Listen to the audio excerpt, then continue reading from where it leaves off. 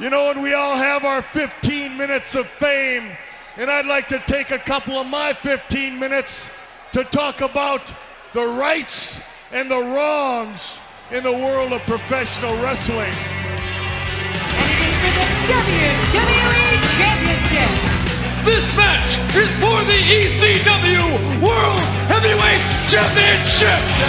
The World Heavyweight Championship. The match and new NWA Heavyweight Champion. We appreciate you guys coming out and taking your time to support women's wrestling in America. This match is for the AWA World Heavyweight Wrestling Championship. Welcome everybody to another edition of the Rights and Wrongs of Pro Wrestling podcast being presented to you by the Women's Pro Wrestling Network. And I am your host, Mr. Green. How are you, ladies and gentlemen? And if you are listening to this now, odds are you just finished watching another rousing episode of WoW, episode 8 in the can. So now we can talk about it. And this one is going back up on its normal time frame, 9 p.m. Saturday night. And sorry about last week, folks. You know, sometimes even I have to be away from my equipment, my computer, all my systems and whatnot. And I just could not make the time release like I would have liked to. But, we're going to try to get this thing back on track. So, that said, let's jump right off into review. I think it is time to discuss what is going on in the WoW verse, what is good, what's bad, just the whole rigmarole of the program, which, as it normally does, starts with a recap of what's going on in the main event scene. Now, that is the common thread what goes on the recaps once the show starts. It gives you a little bit of a, hey, this is what happened last week, and this is what has been going on with these people. And it is primarily based on and around the Beast, Jungle Girl, and Tessa Blanchard, and whatever subsidiaries happen to be within that. Those subsidiaries in this particular instance have to be Lana Star, Sophia Lopez, Faith The Lioness. And we will see almost all of them later on in the show. So we will move on to the first segment. This is one of those moments where I was like, if there's a time that reminds you that WoW is a television program, not necessarily a traditional wrestling promotion, it is this, where they have produced kind of like a horror scene segment. And I guess it's timely because we're, just coming off of Halloween. They probably should have done it the week before, but, hey, timing is timing. So anyway, we got this vignette, we'll call it. It shows Lana Star going to a car.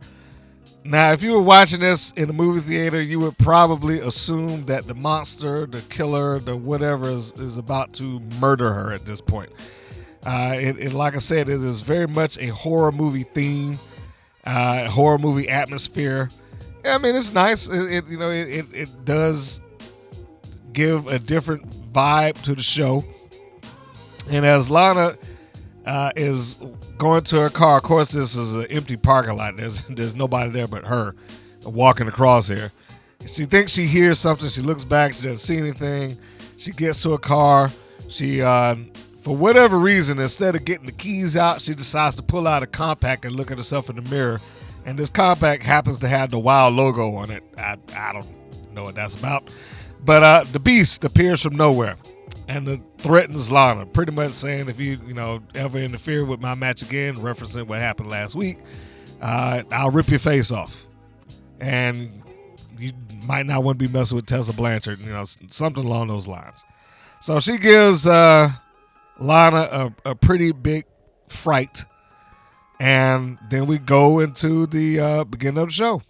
Well, I guess that is the beginning, but the first segment that takes place within the venue of the Belasco. And we have Jungle Girl. We're starting off with a Jungle Girl interview. What I like about this is that Jungle Girl makes it very clear that she's a heel. The only problem that I have around it is that sometimes the heels take on other heels.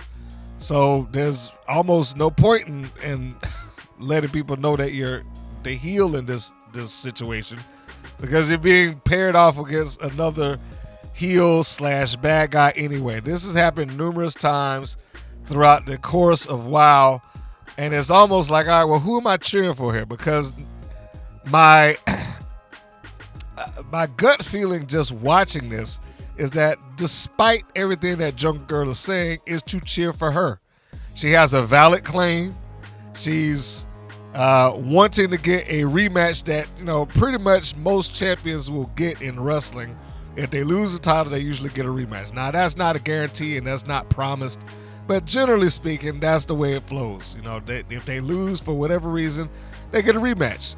The story here has been Tessa Blanchard has dodged and dodged and dodged and dodged and have not given Jungle Girl the rightful one-on-one rematch that she feels that she deserves. So just in that alone, I'm like, hey, why would I root against her? Why is she, other than the stuff that she's saying and how she's saying it, which again, she does a great promo. But other than that, I mean, why would I root against her? Tessa Blanchard is the one that's being, the chicken heel here in this equation.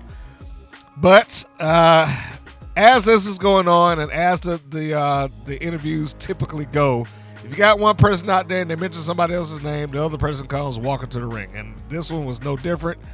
I didn't have a problem with it, but I feel like I'm getting to the point where I would like to see at least one interview just be the interview and the other person don't walk out or end it in a different way. This is Jungle Girl calling out Tessa Blanchard. Tessa Blanchard comes out. She's doing the heel shtick also. And rather than, and this is going to probably be a running theme for the night, me talk about people who are positioned as heels on TV, but I don't see why they're heels. But anyway, rather than Tessa saying, hey, all right, well, you won your number one contenders match, and let's have the match main event tonight, she goes and she's like, well, I would give you the match, but I'm taking on a newcomer instead, and stay by and watch the main event, this, that, and the other. This is the part I that left me kind of baffled, because now I'm thinking about the long story now, and we're thinking about this in retrospect. So last week, for those that didn't watch or those that didn't listen to last week's review, last week there was a you didn't see the recap at the beginning of the show. There was a main event match, which without them saying it, basically was a number one contenders match. It was between the Beast. It was Jungle Girl. This is the second time they fought in the ring, or one-on-one at least. Jungle Girl wins via disqualification through the interference of Lana Star and Faith The Lioness. So, Jungle Girl is now the number one contender. Regardless of how she won it, as she said in her promo, a win is a win. She's the number one contender. At what point did Tessa Blanchard get to decide, well, you did have the number one contenders match, but I'm not going to do it? That part didn't make any sense to me. It's like, what was the point of having the number one contenders match if I can just decide that, hey, I'm wrestling somebody else?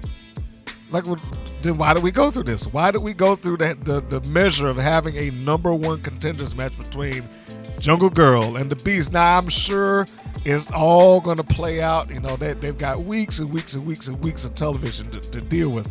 But I just didn't get this particular logic right here in this instance. So it's like, why deal with the number one contenders match? Why have Jungle Girl and the Beast jump through those hoops if WoW themselves, and we're talking in the kayfabe universe here, if the WoW management, let's call them, was not going to enforce the reward that you're supposed to get from having this match, then why bother having the match?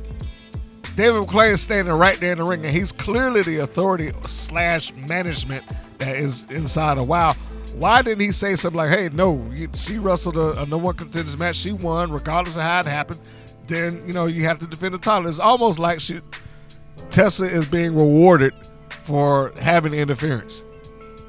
Which, again, it doesn't make a lot of sense to me. I don't get it. It just, and I like both of them. I do. Jungle Girl and Tessa Blanchard. I mean, I'm ready for the match. But what is the deal, man? What is the deal with these are the little points of inconsistency. That's the word I'm looking for. These are the little points of inconsistency in like the rules of your universe. And that's one of those things that you have in television. Like, once you establish the rules in your universe, yes, every television show is, especially ones that stay on for a long period of time, that they're going to have some inconsistency there. Wrestling, even, they're going to have some inconsistency too. But something like that, I was like, oh, you could avoid that. You could avoid this. You could avoid it. Just explain how exactly is she able to talk herself out of this. That didn't make any sense to me. So why have the match? Anyway, that'll probably be a running theme in the course of this particular review. Segment 3, we've got Chloe Hertz. For some of you that may know, that's Katie Forbes taking on Sassy Massey, and some of you will also recognize her as Alicia Edwards. This is the first time we're seeing Hertz this season. I thought that the commentators did a pretty good job of explaining, without saying, oh yeah, she's here for the first time this year. They pretty much laid it out to the fact that she's just returned from India, where she's been wrestling, elsewhere. And that's fine. That works. They didn't have to go into a whole different thing. They didn't have to get a promotion. They didn't have to say where a win-loss record was and all that stuff. They gave enough, and that's great. They talked about, that she was just wrestling elsewhere, and that she's returned. And she's back with her ring rats and so on and so forth. So I was pretty good about this. Hertz attacked Sassy Massey when she came into the ring. Once her back was turned, she went and attacked her. So she's letting people know immediately that who's the heel here. I like this because Sassy and Chloe Hertz make it very evident for you. Chloe is the heel, the arrogant, over the top, braggadocious heel. Sassy is the fun-loving, bubbly babyface, and that's cool. And I enjoy that. I don't want to have to try to figure out who's supposed to be cheered for here. This one made it pretty easy. So anyway, Hertz attacks Massey from the get-go, but Sassy turns it around pretty quickly, and they got a reasonable match here where Sassy was pretty much in control up until Hertz uses the ring rats, or one of them at least, to gain an advantage. I like that also. It's simple, but it's an effective thing. Like, hey, if you're gonna have these valets out there at ringside, do something with them, and she did. That was great. She threw Sassy through. She shot off into the ropes. Immediately goes over and grabs the referee to pull his attention away. And when Sassy comes off the ropes, the ring rats grab Sassy's foot, causing a distraction, which gives Chloe Hertz the upper hand again. So, it's a very simple thing, something that, that's been going on in wrestling for decades at this point. But little things like that make a difference. And that works for me. I enjoyed that she's the heel, and she's playing the part of the heel, and she's using all of the tools that she has available to be heel. So anyway, we got the advantage. Chloe Hertz breaks out a 3-squat Samoan drop, which is, pretty impressive. Of course, she's doing the all-natural thing. Make of that what you will as she's doing her squats. I will not go off into that, to get anyone excited. But you can go watch the show if you didn't see it already, or just look up Katie Forbes in general. And, and now that I think about it, I think Forbes signed a contract with Impact Wrestling. So imagine that. She's on 2 different shows on the same network. She's on WOW and she's on Impact Wrestling. So I guess double the paychecks. So good for her. Anyhow, well, that's a lot of them now that I think about it. So anyway, but Sassy kicks out of this 3-squat Samoan drop. I don't know if that's what they call it. That's what I'm calling it. Sassy pops Chloe Hertz with a cutter. Chloe is able to kick out. Well, not a cutter, a complete shot. I'm getting ahead of myself. She pops her with a complete shot. Chloe's able to kick out of that. They do another little exchange again. She gets caught for a second time with a complete shot, and the second one gets the money. Chloe Hertz goes down for the 3. Sassy Massey wins. So we've got that going on for her, which was, again, an enjoyable match. Can't complain about it. Everything there was right on the money. Segment 4, we got security cam footage that shows the twins, the Dixie Darlings, who we've not seen very much of in a while so far. I mean, I'm sure they've got a lot of appearances left as the weeks roll on, but we see them stealing Jesse Jones and Amber O'Neal's boots. Now, this is on camera. They make it clear that this is a security cam, so it's not even like they're not seen. It's not like they can't be identified. It's not like there is no way that you can say, hey, who stole our boots, and we can't figure it out. All right? The manager, the commentators are watching this. We're watching this as the audience. So, I mean, I understand why the Dixie Darlings may want to do this. Here's my problem with this whole relationship that is being built with the Dixie Darlings and Grits and Glam. I think that's what they go by now, Amber O'Neal and Jesse Jones.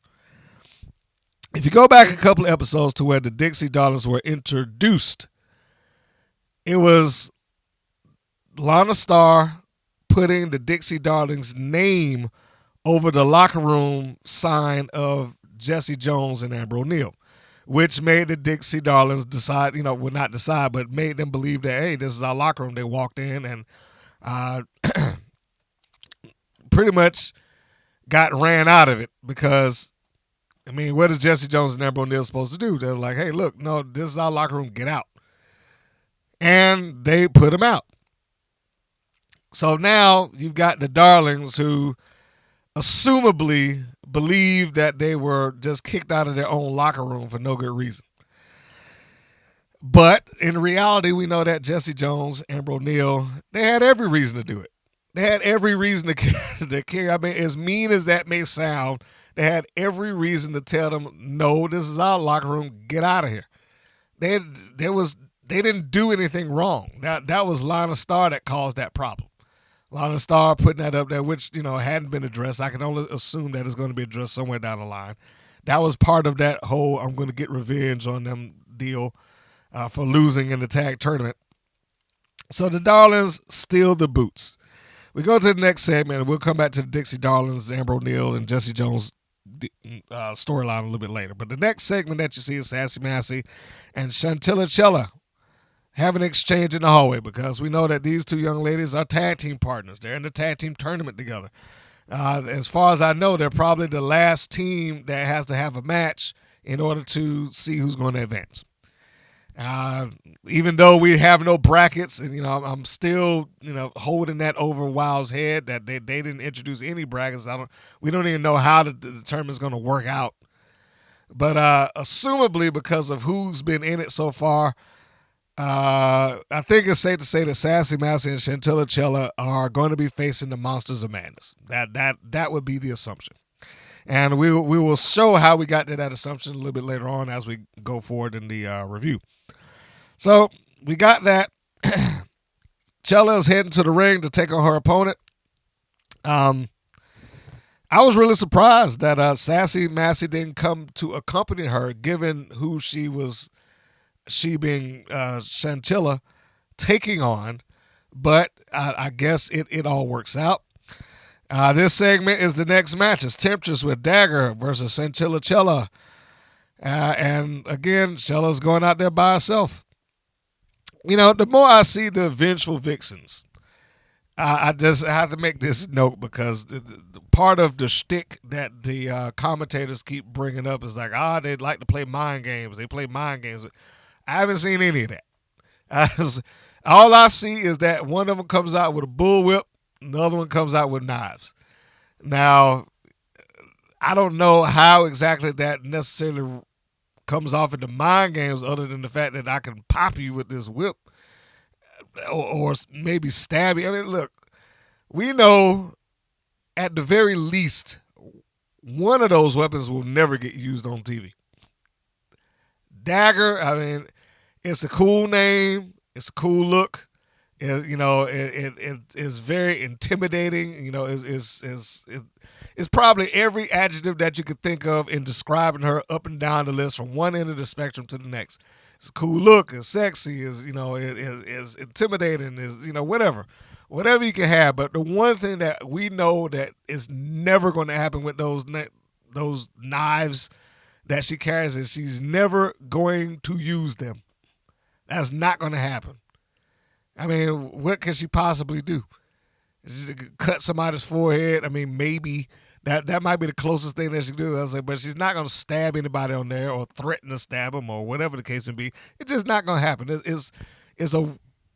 Altogether is a worthless prop. It's not going to be used for anything beyond just being a prop. Temptress, maybe. The bullwhip is not anything new inside of a wrestling ring. I mean, Dutch Mantel used it for years. That you got to go back a couple of years for you young kids that's listening to this right now. But Dutch Mantel, some people knew him as Zeb Coulter or Uncle Zeb in WWE. He carried a bullwhip. Now, he never carried it on WWE television as far as I can remember, but back in the Memphis days, that thing, shoe baby, that was the deal. And he's like, he pop you with that, he was done. But I do not see that happening either. I mean, it's probably more likely, but I just don't see it taking place. All of that to say, I don't know what mind games they are alluding to when they constantly carry on about how the vengeful vixens are full of mind games. I just do not see it. But anyway, the match in and of itself, this falls under the same guidelines of everything else that I've talked about over the last couple of reviews, in that when you put some quality workers in there, you're going to get a quality match. You got, the former Katie Lee or Winter taking on Raylan. So I walked into this not really worried about the match whatsoever. It was a fairly even go match. One criticism I have in there is that when Dagger does interfere, and she did interfere, it's like the camera missed it. Of all the camera angles that they have, and it's like they barely caught it, and it wasn't even, it was vaguely addressed. When Chella comes into the turnbuckles, tries to catch Temptress with a monkey flip, Dagger stops it by holding her partner's boot. So, that didn't go anywhere. But anyway, like I said, it was barely brought up. So it feels like that was kind of a lost opportunity there. But in any case, we're going to move a little bit forward. Chella hits a cutter on the Temptress, which puts her down. And Dagger pulls Temptress out of the ring. Again, much like the ring rats, I like this. It makes her feel valuable. Be that tag team partner. I'm not going to just stand here and let you beat my friend, my partner. So she grabs her foot as Chella's on top of her, and the referee goes down for the count, and she just drags out of the ring. It was pretty basic, and yeah, maybe it might have caused disqualification had the ref been up on it, but still, I mean, it was like, that's pretty cool that she did that. Now, I say all this because there's somebody that I've been really critical about that's on this show that hadn't done much of anything, and so when I see other people doing it, when I see the ring rats, when I see Dagger helping out a partner, I'm like, that's exactly what I'm talking about. Get in there and do something. Help your partner out. So in any case, we got Temptress on the outside. The fight goes out there for a moment until Temptress pops Chella with a big boot, puts her down. The action goes back into the ring. But a spinning back kick knocks Temptress out, and Chantilly wins the match. And she does it in a quick enough fashion that I don't think Dagger had enough time to react. So I thought that was cool too. So whereas I was kind of wanting her tag team partner to come out, her as the babyface overcoming the odds. I thought that worked too. It was really good to see, and it gives a little extra momentum, in my view, to this particular tag team, even though they didn't really acknowledge them as a tag team in this episode. And I mean, other than the little segment where we saw them in the hall, we can gather from that they're friends at the very least. But I thought that it gave them a little bit of momentum. You got Sassy Massey, she wins her match. Her tag team partner goes right out behind her and wins her match. So, hey, if anything, you would figure that these two should get the job done. It might be nice to see them get into the finals. Who knows? But again, they got a big task ahead of them because by process of elimination, it's got to be the Monsters of Madness that's left. Anyhow, next segment and next match, Jesse Jones and Amber O'Neal, Grits and Glamour taking on Fire and Adrenaline, otherwise known as Kiera Hogan and Diamante. This is where I start feeling the inconsistencies of the rules in WoW. The first thing that happens is when Grits and Glam walk out to the ring is that, we've already seen the segment, and I guess I should bring it up because I think I skipped it. There was a segment that took place where you saw, just before the match, where Grits and Glam come into the locker room and they don't see their boots. She's going through their gear, their bags, and they're looking around. It's like, hey, where's my boots at? And the match is up next, so they really don't have any alternative. Amber just grabs a pair of sneakers that she has in her bag. Jesse goes out there in socks. And, they're still going on. Now, this is a tag team tournament match.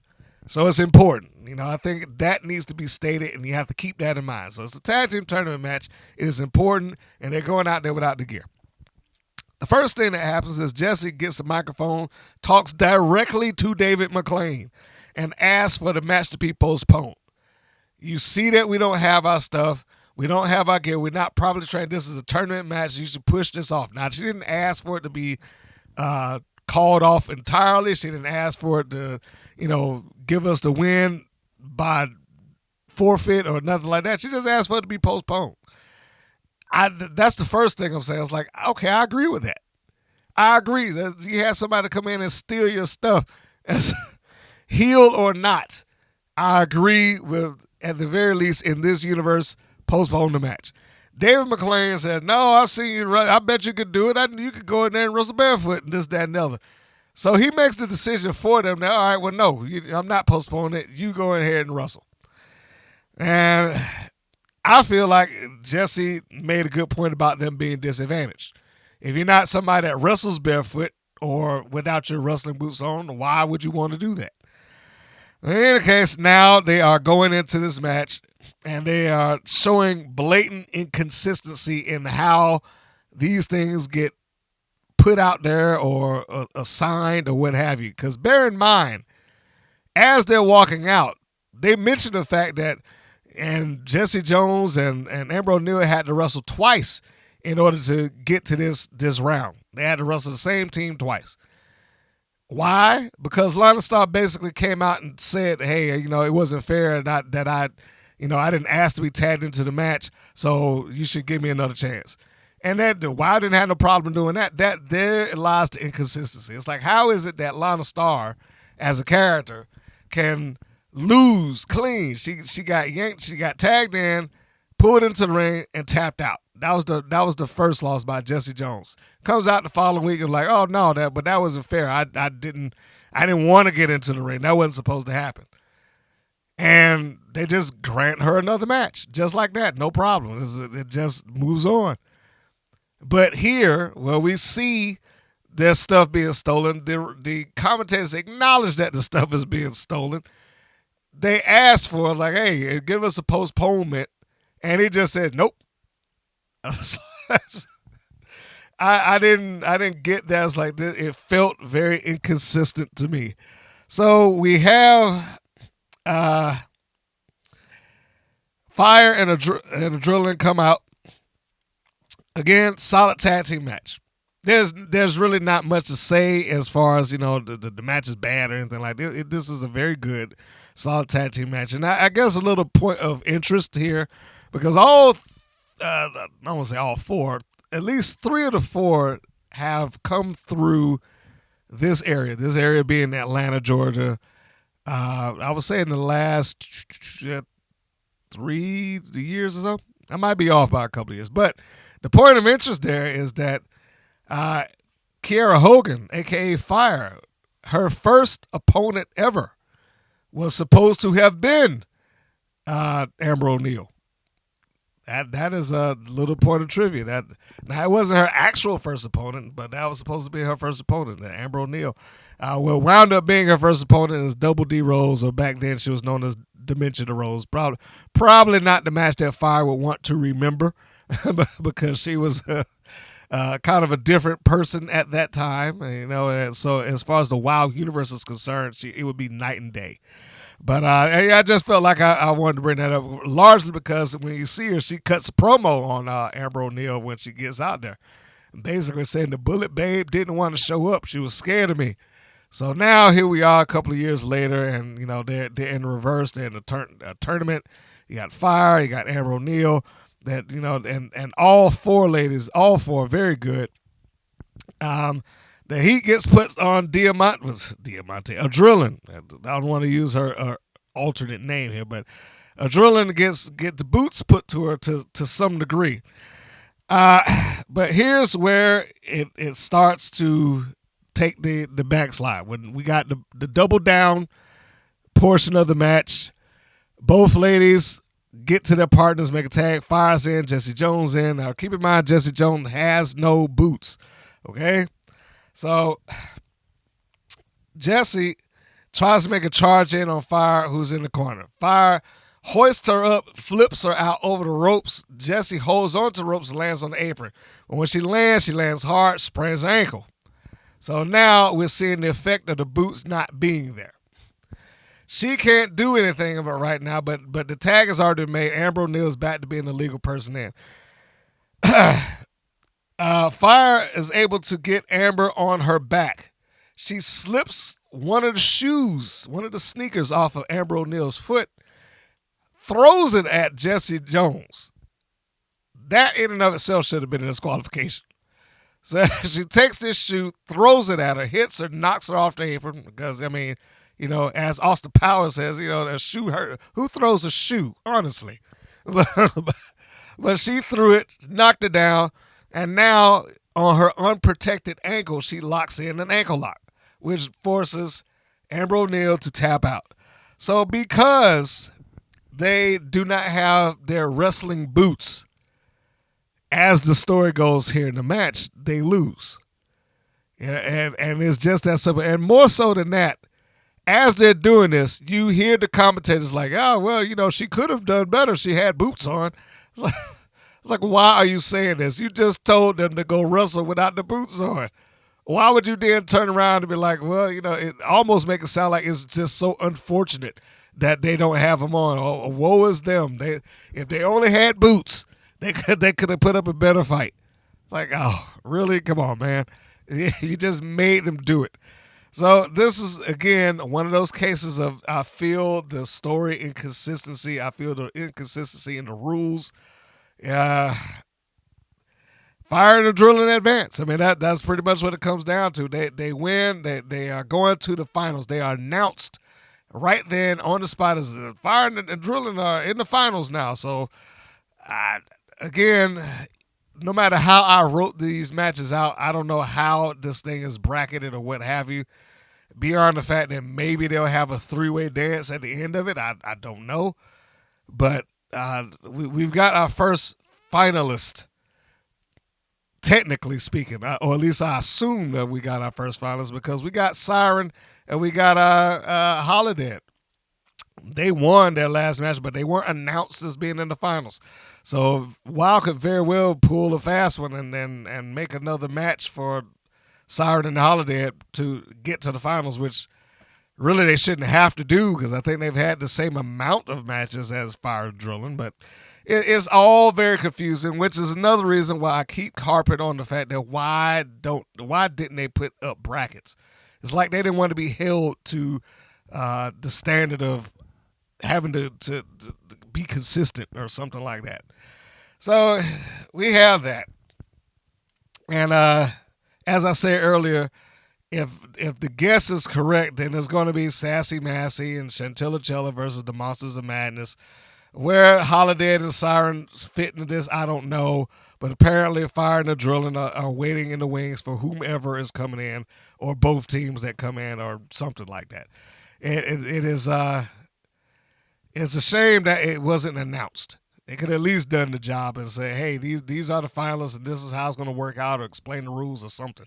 They haven't done any of that. And they haven't done it for weeks now. And I don't expect them to do it because, why the hell not? Anyway, next segment, the Dixie Darlings. As Grits and Glam are walking down the steps, going back towards the locker room, we assume. The Dixie Darlings come walking up with smiles on their faces like, hey, guys, and they almost presented it like this was some sort of good-hearted joke. Like, hey, I know that wasn't what it was supposed to come off as, but that's how it appeared. It's like, that this was just a good-natured rib. What are you talking about? So, they got the boots on, and, Jesse's like, hey, give them back. And Amber's telling them that you two cost us our match. It was the tournament match, and we were supposed to be in it, blah, blah, blah. They get the boots back. Jessie, as soon as she has the boots back in them, she says, I forget how she phrased, but this isn't verbatim, but basically, this is what my papa told me, that if somebody messes around with you, you beat the brakes off of them. And that's what they proceed to do. They grab the Dixie Darlings, they beat them up, put one of them face first into the wall, and just kind of leave them there. One of them looked like she was sitting down in the corner crying. I was like, oh, what is happening here? So I'm not sure what to make of the Darlings so far, beyond the fact that they're just fodder to be beaten up. But as far as this storyline is concerned, Jesse Jones and Amber O'Neal had every right to be upset. I don't see how anybody could view it any differently. It's like all of that stuff is just stacked up against them, and then I come around the corner and see these two knuckleheads that took my boots to begin with, and they're just giggling about it as we just got eliminated from the tournament, which we should have been, put up at least a better fighter. We're going to not lose via that. So the beating that was took, the Darlings deserved. I hate to say that because they're supposed to be the baby faces here, but they're doing such a poor job of being baby faces. Like, how on earth am I supposed to root for them? Why should I root for them? They just screwed somebody over. And screwed somebody over that had nothing to do with the prank that was put on them. They just sticking their nose in somebody's business that shouldn't be there, I guess. I don't know. It didn't come off right to me. Maybe if anybody sees this differently or feels differently about it, please, if you think that I am misjudging the Darlings by any stretch of the imagination, please put your comments below. I would love to read them. I would love somebody to defend to me how they're supposed to be the baby faces in this equation. So, yeah, I will leave on that before going to the next thing. The Darlings deserve the beating that they got. So we go to segment, I guess it's segment 9, and it is a video package showcasing the Lioness, Faith the Lioness. Shows how she got the championship match, shows her background, her as a singer, her in the martial arts, and making the case for how she got the match. Now, I still say that it is a inconsistent point to have somebody wrestle a number one contenders match, and then just because they say so, like, nope, I'm wrestling somebody else. And, without real solid explanation behind it, like, oh, no, my lawyer said I couldn't, or, something to make me believe that other than on her word, we're going to not have this match. But there it was. It was like she just decided that, oh, no, I'm wrestling against Faith The Lioness, not against you being Jungle Girl in this particular instance. But the video tried to show how she got there. I mean, and I understood it from that perspective. That little component there didn't make a lot of sense to me, but it at least came across, and it got across the point of this. Tessa Blanchard in this story is supposed to be handpicking her opponents so that she can have an easy way to remaining champion. That is a story that seems to be being told here. Even though some of that also doesn't make sense because of like the last two matches that she had, Reina Reyes and crap. Okay, I just forgot Serpentine. The two matches that she had there, I was like, okay, those weren't easy. If you were going to pick somebody for you to wrestle so you can maintain your title, why would you pick them? Both of them were exceptionally good. And it was only like a hair between her keeping the title to begin with. So I didn't get that. Lioness probably in story works better for, oh yeah, I'll take on her because she's a rookie. She's, she doesn't know what she's doing. And in that regard, it makes sense. Now, I still say it doesn't make sense how she gets to handpick her opponent in this instance. But, it being Faith the Lioness does make sense. So we go to the next segment, which is Tessa Blanchard defending the Wild Championship against Faith the Lioness, who, here again, I think I talked about it earlier, you got these heel versus heel scenarios, and you got another one right now. You got Faith, who is sold out to Lana Starr, who's a de facto heel, taking on Tessa Blanchard, who's also a de facto heel. Well, I shouldn't say de facto heels. They're both heels. But in this match, Faith became the de facto babyface because, the people were going to root for her, or at least that's how it came across. She really didn't do anything heelish as far as the match was concerned, other than the fact that she's associated with Lana Starr. Beside that, what did she really do?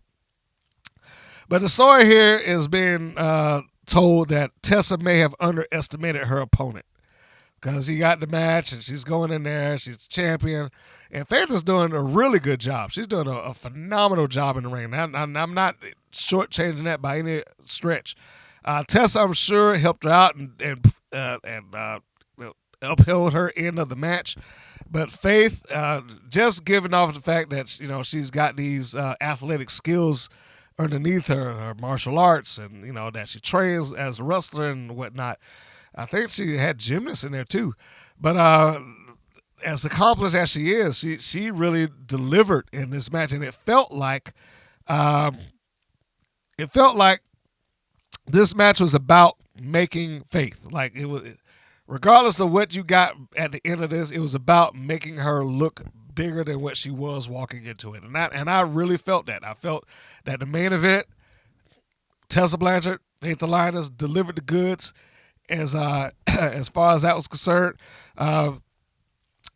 Faith controlled a fair portion of this match, and you can see on a couple of occasions the surprise on Tessa Blanchard's face. So again, it felt like to me that it was about making Faith who she is, getting her up there, making sure that people know that she's somebody to be contended with.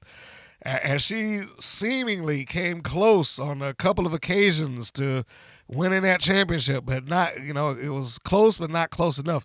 She had a lot of strikes, a lot of kicks throughout the match. Those were pretty good. It got the chance to illustrate her striking ability. It was all really good.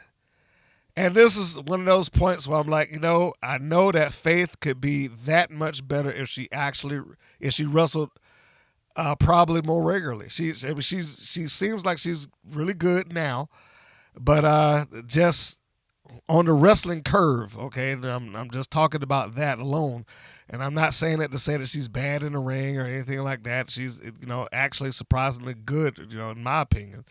But I'm pretty sure, if I'm not mistaken, when WOW is on this off time, she does not wrestle. I would like to see her wrestling somewhere. I would like to see her on the independent circuit. I would like to see her taking up a couple of matches. I don't know what the protocol with WOW is, whether they will allow her to use the Faith name, and maybe that's her name. I don't know. Maybe she legally owns it herself. But I would like to see her take on a couple of matches with some other people, so because you're going to get a little bit something different from everybody and everywhere that you go. And I think it would only serve to help her if she took on a couple of these other matches. I mean, look, Jesse Jones or Jessie Belle Smothers and Amber O'Neal, they still wrestle. They, it's not just with WOW. They keep going, man. They are still cooking. And that goes for a lot of them in there. That goes for a couple of them. Like I said, you got some of them that are on Impact Television, so they're wrestling there. You got some of them that do all three. They do WOW, Impact, and they do the independents, like Diamante, like Kiera Hogan, I know her as Harlow, but on TV she's a Fury. Sassy Massey, Chantilly, Chella. I mean, there's the Monsters of Madness, who are known as the Killer Death Machines on the Indies.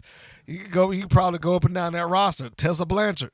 They all still keep going, because there's always something else, and it is only going to sharpen them as far as they can take these matches on. So I think it would work out vastly in her advantage if Faith had the opportunity. And she probably would get the opportunity. All she would have to do is put her name out there.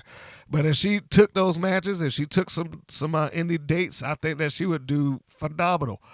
And she would start to really come into her own as a professional wrestler. But all of that aside, the match ends with this. Faith hoists Tessa up into a fireman's carry position, which Tessa then counters into a diamond DDT. And we know that the diamond DDT is her finish. She pops her, drops her right on the head. Boom. 1, 2, 3. Tessa Blanchard retains the WOW Women's World Championship, which they have made clear to note that is the most prestigious women's championship in all of women's wrestling. Now, I guess that would be open to debate. I did take a poll about some people thought it was the best roster in women's wrestling, which I was a little bit surprised, actually, because I put that poll up against the WWE.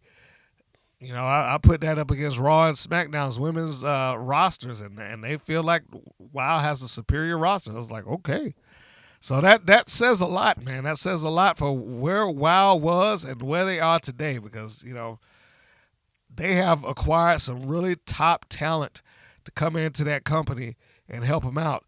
I don't know if that was something that David wanted specifically, but I do know once upon a time the theory seemed to be, let's just get them and we'll train them and we'll make them what we want.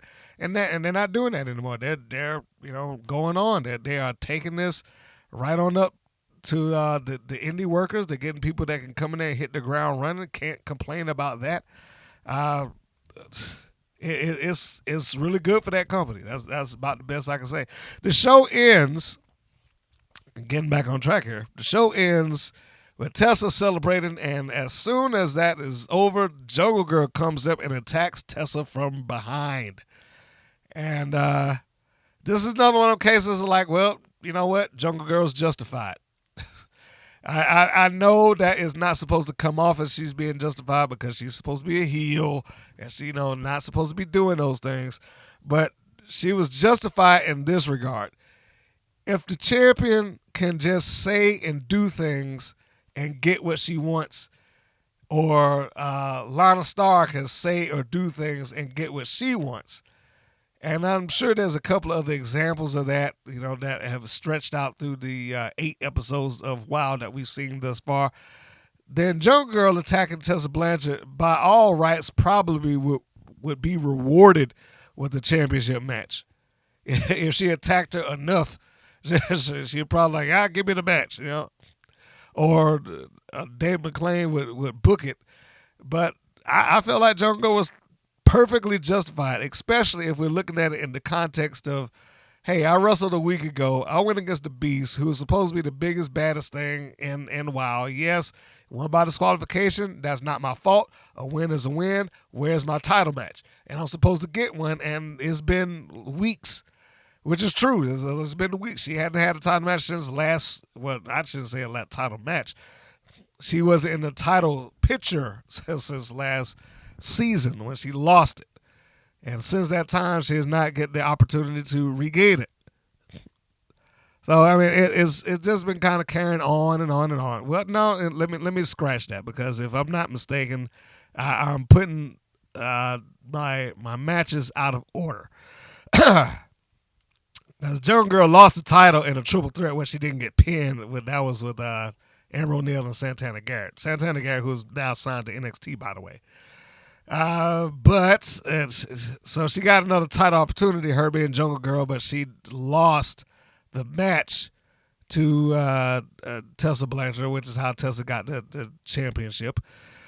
So, but in any case, all that aside, whatever history that may be, Jungle Girl is justified in my view for attacking Tessa Blanchard, because like I said, in WoW's universe and with WoW's logic at this stage, she probably will get what she wants and be rewarded for that. She well, we got to settle this once and for all, ladies. You're going to get that match. You're going to get it next week. That type of thing.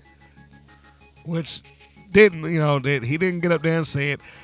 But I need to point out, as I said, I think the running theme here has been show or inconsistent rules during the show. The matches themselves were fine. I enjoyed them. I enjoyed Temptress and Chantilly Chella. I enjoyed the tag team match, Jesse Jones and Amber O'Neal versus Fire and Drilling. I enjoyed the title match with Faith. I mean, all of them. I'm not even gonna, let me not pick and choose. All the matches were good, but I especially enjoyed the main event match, because I thought that was probably as close to the touring champion motif as you're going to get. The whole deal where the champion comes in town and you take on somebody new, and your objective is to try to make them look as good as they can, or something along those lines. I think this is about as close to it as we're going to get. Tessa Blanchard took on who is assumed to be the rookie of WoW, the youngest girl in the roster, Faith The Lioness, and Faith delivered. This match made me want to see more of her. It made me want to see her take on another match again. I wouldn't mind seeing Faith, Serpentine, Reina Reyes in a triple threat or something like that. The people that lost the title match recently wrestle to see who's going to get back in there, who's going to get that second opportunity. So that would be cool to see that. I mean, I'm sure they would have to figure out some way for Lana Star to work Faith back in it, since it's her protege. But I think it would be a wonderful thing to get them back in there, or whatever it takes to keep Faith in some level of spotlight. Now, I say that knowing that they've already taped a huge bulk of this stuff, so it's not like they can change it up now. But still, is quite interesting, I think. So there we have it, folks. It is the full recap of WoW Episode 8. And what did you think? What did you think about the show? How did you believe they did with the programming here? Did it live up to expectations? Did the girls in WoW deliver? Was the main event everything that you thought it was? Do you agree with me? Are the Dixie Darlings deserving of the beating they got? Was Jungle Girl justified in what she did? I mean, it's not often that I would go agree with heels and things of that nature, but I think that those little instances, absolutely, the heels were in the right. But leave me your comments, man. I'd love to see those. Leave the comments in the section below, or message me at mrgreen75@hotmail.com. If you are looking for more wrestling content, whether it be podcasts such as this, videos, video interviews, blogs, and what have you, please go to the WPN site. That's WPN Wrestling, WPNWrestling.com. And you can see all of this stuff just online. There's a 24-hour stream there. It has the bulk of our entire library, and it's just running it all day long. You cannot go wrong with that. And I'll tell you, it's some work trying to make a Roku app, but I'm still working on it, still trying to piece it together, still trying to get this thing down. If you have not done the favor, please subscribe to us. Your subscription and hitting the bell means a lot because the analytics show, and whatever revenue sources that we get from advertisers, they look at it. So believe me when I tell you that those subscriptions, those views, they all mean a lot. If you support this, you support women's wrestling, you want to see original content that come on this channel finally, like for us to book the matches that people leave me and leave in the messages all the time. If you want to see those, if you're one of those people who's like, hey, you should get so-and-so, or you should bring this person back. Well, believe me, this is what you have to do. Subscribe. So if you haven't subscribed already, subscribe and hit that bell notification if you happen to be on YouTube. If you're listening to this on any other platform, whether that be Podbean, iTunes, TuneIn Radio, Google Play, then please subscribe to wherever your favorite podcast location may happen to be. Again, the nexus for all of those things, if you don't remember that, is to go right onto the website, the WPN Wrestling, and it will have the links to everything that we do. Podcasts, like I said, the videos, the 24-hour stream. It is all there for you to indulge in and enjoy yourself. So with that, I think that we have gotten to the very end of this program. I didn't have any comments or questions to go over this episode, but feel free again to drop a line, drop your comments. We can talk about it. We'll do it on air. Just leave your name when you do, so I know who I'm talking to. And I think that will cover it, folks. We have hit the wall. The wild wall is up against me now, so I think it's time to put this thing away. So, just one last reminder, please. Your subscription, your reviews, your likes, your follows, they all mean the world to me, and they all mean the world to the Women's Pro Wrestling Network. So, with that, folks, I want to say that this is Mr. Green saying so long, and we will see you on the next go round.